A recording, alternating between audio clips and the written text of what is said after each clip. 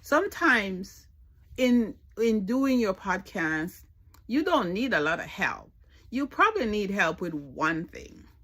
For example, my mentee who has a Swahili tech podcast wanted to know how he could get money to support his podcast. So I recommend that he walk down the street and talk to any business that he thought would mesh with his podcast, right?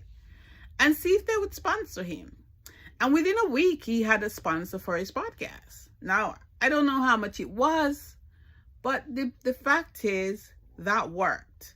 And those are the things I like to do. There was another person who needed help creating their cover art. And I walked this lady through the process of creating a cover art for your podcast. One guy who could have done with my help, but I hadn't met him at the time, didn't publish his podcast for 8 years because he ran into some tech issue. Again, it's just that 2 millimeter gap that you need to bridge to get to where you are now and to own your genius. So let me help you with that. Hit the link below and I could show you how to get your podcast launched.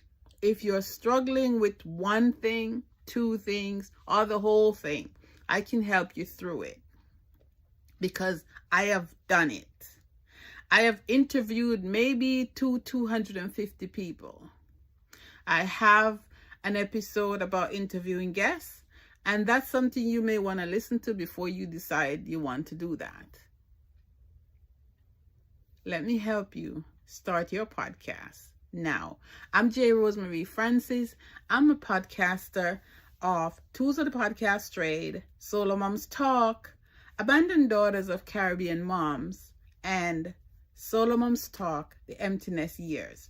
Watch out for my other podcasts because I'm coming up with more because I just love to podcast and I could show you how to do it. Thank you.